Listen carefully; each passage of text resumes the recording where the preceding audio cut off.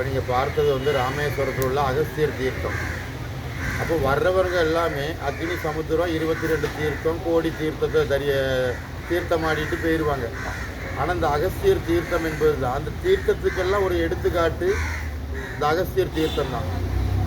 அப்போ அகஸ்தியர் தீர்த்தம் என்பது கங்கா யமுனா சரஸ்வதி இந்த ஒரு தீர்த்தத்தில் குளித்தா கங்கா யமுனா சரஸ்வதி தீர்த்தத்தில் குளித்ததுக்கு சமம். 22 தீர்த்தத்துக்கு குளித்ததுக்கு சமம். அக்னி சமுத்திரம், கங்கா உச்சி, யமுனா மலை, சரஸ்வதி சக்தி, இதை அறிஞ்சால் முக்தி. அப்போ அகஸ்தியர் தீர்த்தம் ராமேஸ்வரம்.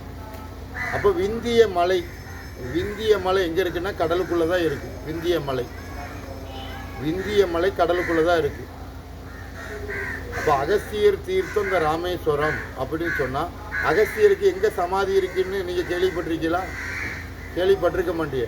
ஏன்னா அகஸ்தியர் என்ன பொருள்னு உங்களுக்கு தெரியாது. அகஸ்தியர் என்பது சிவன் தோற்றி வைத்த அகஸ்தியர். அப்போ அந்த சிவன் யார், அந்த அகஸ்தியர் யார்? லோக முத்ரா, அகஸ்தியரோட துணைவியார் பேர் லோக முத்ரா, அதாவது லோக மாதா.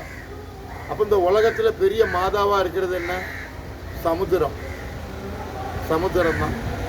அப்போ இந்த சமுத்திரத்தையே கமண்டலத்துக்குள்ள வச்சது அகஸ்தியர். காவேரி நதி, காவேரி கதை உருவாக்குனது யார்? அகஸ்தியர் கமண்டலம். ஆனால் கொட்டி விட்டது விநாயகர். அந்த விநாயகரும் ஒன்று, அகஸ்தியரும் ஒன்று. அப்போ விநாயகர் அத்தி, அரி, அகஸ்தியர். அகஸ்தியர் என்றாலே அத்தி அரி. அதாவது அகஸ்தியர் தீர்த்தம் லோக தீர்த்தம். நீ லோகத்தில் எந்த நீராடினாலும் அதுக்கு பொருள் இவர் தான்.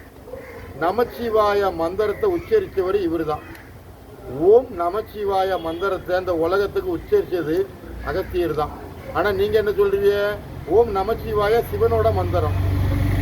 எந்த சிவன் ஓம் நமச்சிவாயான்னு உச்சரித்தாப்புல? ஓம் நமச்சிவாயாக்கு சொந்தம் அகஸ்தியர் தான். அப்போ அகஸ்தியர் யாருன்னு அறிஞ்சா போதும். அரி, அத்தி அரி, அம்மை அப்பன் துணை.